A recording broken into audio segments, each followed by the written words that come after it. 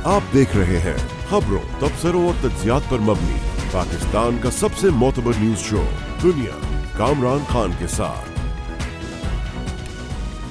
अस्सलाम वालेकुम, मैं हूं कामरान खान। 8 फरवरी के इंतखाबी नताइज मुल्की सियासत के लिए एक जल्जले से कम नहीं थे। अब इसके आफ्टर शॉक्स ख़त्म होने का नाम नहीं ले रहे। पहले ही सियासी जमातें इंतखाबात में धांधली के इल्ज़ाम लगाई थी। अब 2 रोज़ कबल कमिश्नर रावलपिंडी डिवीज़न लियाकत अली चट्टा ने ऐसी प्रेस कॉन्फ्रेंस की कि पूरा मुल्क दहल गया। लियाकत अली चट्टा ने इंतखाबात के हवाले से एक बड़ा अजीब सा इतराफ़ किया कि उन्होंने पिंडी डिवीज़न में कौमी असम्बली की 13 नशिस्तों पर धांधली कराई और हारे हुए उम्मीदवारों को जितवा दिया। कमिश्नर रावलपिंडी डिवीज़न का कहना था कि उन्होंने DROs के ज़रिए धांधली करवाई और कमिश्नर साहब के मुताबिक उनके लोग अभी तक ठप्पे लगा रहे हैं। कमिश्नर रावलपिंडी लियाकत अली चट्टा ने धांधली की जिम्मेदारी कबूल करते हुए न सिर्फ अपने ओहदे से इस्तीफ़ा दिया बल्कि अपने लिए फांसी की सज़ा भी तजवीज़ की। वो इल्ज़ामात में इतने आगे निकल गए कि चीफ इलेक्शन कमिश्नर के साथ न जाने किस मंतक के तहत चीफ जस्टिस ऑफ पाकिस्तान को भी धांधली का जिम्मेदार करार दे दिया। अलबत्ता उन्होंने फ़ौज के किरदार को सराहते हुए कहा कि फ़ौज ने इंतखाबात बिल्कुल ठीक कराए हैं। दिलचस्प बात यह है कि साबिक कमिश्नर पिंडी डिवीज़न ने अपनी प्रेस कॉन्फ्रेंस में PSL के मामले पर उन्होंने ये प्रेस कॉन्फ्रेंस की कॉल की थी, मगर अचानक उन्होंने इसके आगाज़ में ही सहाफ़ियों को अहम बातें बताने का कहा और इंकशाफात और इल्ज़ामात का पिटारा खोल के रख दिया। गैर मामूली तौर पर चीफ जस्टिस ऑफ पाकिस्तान जनाब जस्टिस काजी फ़ाइज़ ईसा ने इस हवाले से सहाफ़ियों के सवाल पर अपने रद्दमल का इजहार भी किया और इल्ज़ामात की तरदीद की है और इसके साथ ही सबूत की अहमियत पर भी जोर दिया। दूसरी जानिब सुप्रीम कोर्ट ने इस मामले पर सुओ मोटो न लेने का भी फैसला किया है। दरअसल रावलपिंडी डिवीज़न में कौमी असम्बली की 13 नशिस्तों में से 11 में नून लीग के उम्मीदवार कामयाब हुए थे, जबकि एक नशिस्त पीपल्स पार्टी और एक आज़ाद उम्मीदवार के हिस्से में आई। इसी तरह सूबाई असम्बली की 26 नशिस्तों में नून लीग 16 में फाते रही, जबकि PTI के 10 आज़ाद उम्मीदवार कामयाब ठहरे। साबिक कमिश्नर पिंडी के इल्ज़ामात के बाद उनको ओहदे से हटा दिया गया। अब इलेक्शन कमीशन में भी एक हंगामी इजलास हुआ। इसके बाद में इसके एक बयान दिया गया कि इलेक्शन के कंडक्ट में किसी कमिश्नर का बराह रास्त कोई किरदार नहीं होता।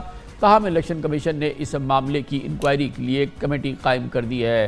ये बहुत भरपूर एक इल्ज़ाम और बहुत भरपूर डेवलपमेंट, एक नाकाबिल यकीन सी डेवलपमेंट थी जो सामने ये नज़र आई कमिश्नर रावलपिंडी के इस बयान की सूरत हाल पर।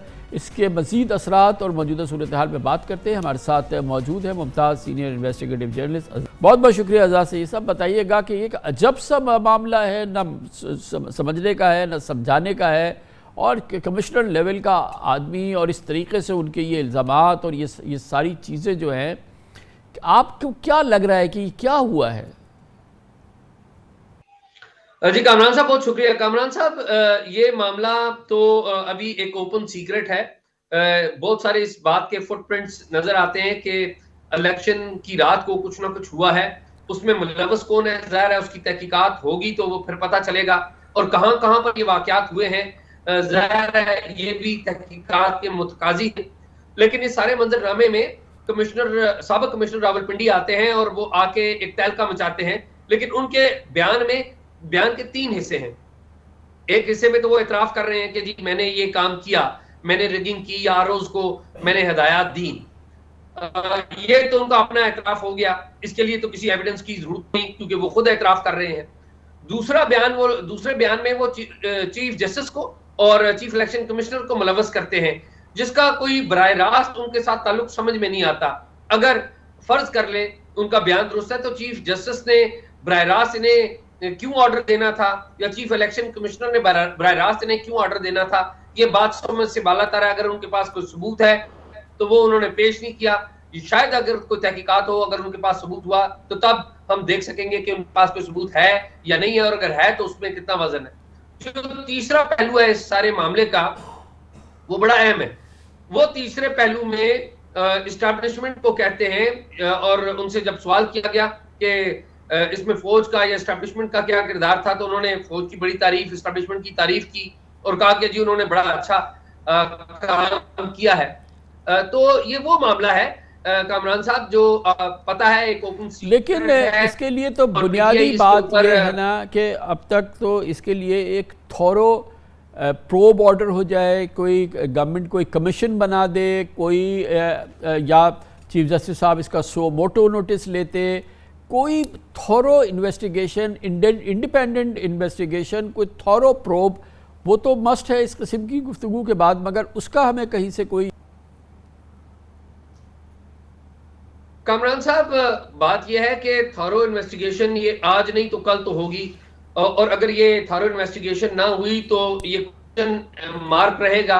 अगर हम 2018 के इलेक्शन को एक मॉडल के तौर पर देख लें तो आपको याद है कि उस वक्त थॉरो इन्वेस्टिगेशन की बात हुई थी और पार्लियामेंट की एक कमेटी बनी थी परवेज खटक साहब की सरबराही में, लेकिन उस वक्त उस कमेटी का सिर्फ एक ही इजलास हो सका था, बाद में उस कमेटी के इजलास मुनक्कद नहीं हो पाए थे।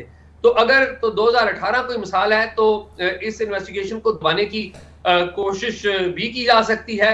जिस तरीके से अदलिया की तरफ से कोई स्टेप नहीं लिया गया ये हैरानकुन है, लेकिन 2018 में जो आरटीएस बैठा था क्या उसके ऊपर सवालात खत्म हो गए? वो आज भी हैं, लेकिन 2024 के ऊपर जो सवालात उठाए जा रहे हैं वो 2018 के जो वाकयात हैं उनसे ज्यादा सख्त अंदाज में और ज्यादा मौसर अंदाज में उठाए जा रहे हैं। तो अब इसका दूसरी जानिब ना कोई इन्वेस्टिगेशन ऑर्डर हुई है ना कोई प्रोब ऑर्डर हुआ है, तो इसकी क्या इस पर क्या सरकार की क्या राय होगी? वो किस तरीके से इसको प्रोसीड करेंगे? क्या इस पर कोई कानूनी कार्रवाई बनती है? क्या ये काबिल गिरफ्त कोई जुर्म है? इसको किस तरह से कैटेगराइज किया जा रहा है? गवर्नमेंट इसको इंटरप्रेट कैसे कर रही है? कामरान साहब, इस वक्त मरकज में एक निगरान हुकूमत है और आम इंतखाबात के बाद जो निगरान हुकूमत की हैसियत है वो मेरा नहीं ख्याल कि किसी पोस्टमैन से ज्यादा की हैसियत है। वो चीजों को देख रहे हैं और जो चीजें आती हैं मुख्तलिफ वजारतों डिवीजनों की तरफ से वो उनको अप्रूव करते हैं। असल जो फैसला करना होगा वो नई हुकूमत की तरफ से करना होगा। देखना यह है कि नई हुकूमत क्या, मगर इसमें एक बुनियादी सवाल है ना एजाज सैयद साहब कि ये बताएं कि एक तो आप खुद उस जगह पे रहते हैं, फिर तजुर्बा है रावलपिंडी पूरे डिवीज़न का, फिर दूसरी बात यह है कि आपने खुद इलेक्शन से पहले इसका पूरा दौरा किया था। ये जो नतीजा निकला इस डिवीज़न का जिसमें कि 11 सीटें नून लीग के पास आ गई और 1 से पीटीआई को मिली, यही आपका जो दौरा था, जो आपकी मालूमात थी, जो आपका जो इस पूरे इलाके का और इस पर जो आपकी जितने बार तजुर्बा है और जो इसका आपने जायज़ा लिया था, क्या यही नताइज दिखा रहा था कि पीटीआई को शायद मुश्किल से एक नशिस्त मिल सके पूरे? नहीं कामरान साहब, ऐसा नहीं था। मेरी आपसे बात भी हुई थी उन दिनों और मैंने आपको बताया था कि जो सबसे पॉपुलर जमात है वो पीटीआई ही है और अगर हुकूमत फॉर्म करने की बात हो तो वो नून लीग शायद करेगी। तो जो नताइज यहाँ पर जो आए और जिस तरीके से ट्रेंड बना, पीटीआई का काउंटर निकला जिस तरीके से, वो तो बता रहे थे कोई और ही कहानी, और जिसका इजहार हुआ कि बहुत बड़ी तादाद में पीटीआई के जो बैग मेंबर्स थे वो जीते। तो इस इलाके में वही सूरत हाल थी जो रेस्ट ऑफ पंजाब में थी या रेस्ट ऑफ पाकिस्तान में थी। तो यहाँ पे भी जो ट्रेंड थे वो पीटीआई के जो सपोर्टेड आजाद उम्मीदवार हैं उनके हक में थे।